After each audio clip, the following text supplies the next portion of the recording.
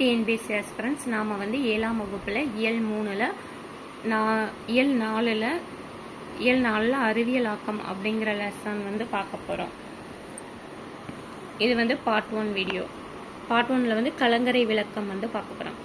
கடலும் கடல் சார்ந்த இடமும் தமிழரின் வாழ் நிலங்களுள் ஒன்று. கடலோடு வாழ்ந்த தமிழர் தம் தொழில்நுட்ப அறிவால் களம் படைத்து அதனை கொண்டு மீன் பிடித்தும் வணிகம் செய்தும் வாழ்ந்து வந்தனர்.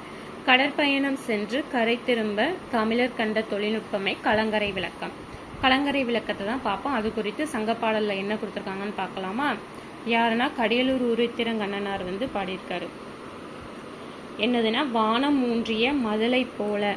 மதலைனா தூண், வானம்னா வானம் தானே. ஏனி சாத்திய ஏச்செருஞ்சென்னி, சென்னி அப்படின்னா உச்சி.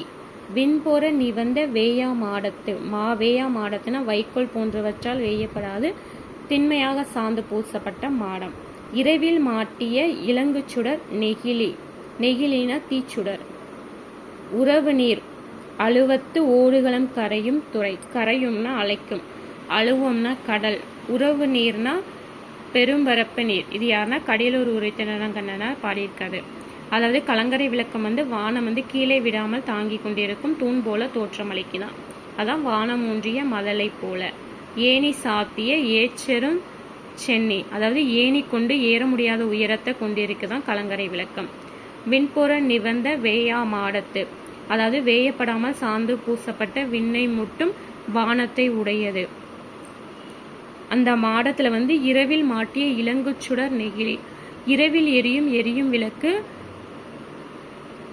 இரவில் மாட்டிய இலங்குச்சுடர் நெகிழி உறவு நீர் அழுவத்து ஓடுகளம் கரையும் துறை. அதாவது இரவில் ஏற்றப்பட்ட அந்த விளக்கு இருக்குல்ல அந்த மாடத்துல, அதுல வந்து கடலில் துறைமுகம் அறியாமல் கலங்கும் அந்த மரக்கலங்கள் இருக்கலாம், அது வந்து தன் துறைமுகத்தை நோக்கி அழைக்கிறதாம். இதுதான் அந்த கலங்கரை விளக்கத்துல கடியலூர் உருத்திரங்கண்ணனார் பாடியிருக்காரு. சொல்லும் பொருளும் கேட்பாங்களா, பார்த்துருவோமா? மதலை அப்படின்னா தூண், நெகிழினா தீச்சுடர், அழுவம்னா கடல், சென்னினா உச்சி, உறவு நீர்னா பெருநீர் பரப்பு, கரையும்னா அலைக்கும், வேயா மாடம்னா வைக்கோல் போன்றவற்றால் வேயப்படாது திண்மையாக சாந்து பூசப்பட்ட மாடம். இதோட நூல்வெளி என்னன்னு பார்த்துப்போமா? பொருள் குறுகு வந்து நல்லா பார்த்துக்கோங்க, பொருந்தாததுல கேட்கலாம். நூல்வெளி வந்து கடியலூர் உருத்திரங்கண்ணனார் வந்து ஒரு சங்ககால புலவர். இவர் கடியலூர் ஊரில் வாழ்ந்தவர். இவர் 10 பாட்டில் 2 நூலை ஏற்றிருக்கார். அது என்னதெல்லாம்? பெருமனாற்றுப்படையும் பட்டினப்பாலையும். பெருமனாற்றுப்படையோட பாட்டுடை தலைவன் யாருன்னா தொண்டைமான் இளந்தரியன். இன்னுள்ள 346 to 351 வரை அடிகள் தான் நமக்கு பாடமா கொடுத்திருக்காங்க. 346 to 351. வள்ளல் ஒருவரிடம் பரிசு பெற்று திரும்பும் புலவர் பாணர் போன்றோர் அந்த வள்ளலிடம் சென்று பரிசு பெற பிறருக்கு வழிகாட்டுவதாக பாடுவதுதான் ஆற்றுப்படை இலக்கியம். ஆற்றுப்படை இருக்குன்னா வள்ளல் ஒருவர் பரிசு பெற்றும் திரும்பும் புலவர் வந்து பாணர் போன்றோர் அந்த வள்ளலிடம் சென்று பரிசு பெற பிறருக்கு வழிகாட்டுவதாக ஆற்றுப்படை இலக்கியம். அப்ப கடியலூர் உருத்திரங்கண்ணனார் 10 பாட்டில் எத்தனை பாட்டு பாடியிருக்காரு, எத்தனை இயல் ஏற்றிருக்காருன்னா 2. பெருமனாற்றுப்படை பட்டினப்பாலை. நமக்கு பெருமனாற்றுப்படை தான் கொடுத்துருக்காங்க. அதில் உள்ள ஒரு 5 லைன் கொடுத்துருக்காங்க.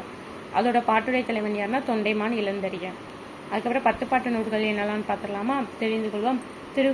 திருமுருகாற்றுப்படை, பொருணராற்றுப்படை, பெருமனாற்றுப்படை, சிறுவனாற்றுப்படை, முல்லைப்பாட்டு, மதுரை காஞ்சி, நெடுநல்வாடை, குறிஞ்சிப்பாட்டு, பட்டினப்பாலை, மலைக்கல்பாடு கடம். இதுவும் பொருந்தாததுல கொடுத்து கேட்கலாம், அதனால நல்லா பார்த்துக்கோங்க. இது யார் ஏற்றினதும் பார்த்துக்கோங்க. சரியான விடை கொடுத்துருக்காங்க, பார்க்கலாமா? வேயா மாடம். வேயா மாடம்னா என்னது? சாந்தினால் பூசப்படுவதுன்னு பார்த்தோமா? உறவு நீர் அழுவம், அழுவம்னா கடல்னு பார்த்தோமா? கடலில் துறைமுகம் அறியாமல் கலங்குவன லாஸ்ட் அந்த பாட்டில் கொடுத்துருந்தாங்களா, மரக்கலங்கள். தூண்னா மதலை. மதலை அப்படிங்கிற சொல்லோட பொருள் தூண்னு பார்த்தோமா? அதில் எப்படி மாற்றி கொடுத்து கேட்டிருக்காங்க. இதையும் நல்லா பார்த்துக்கோங்க.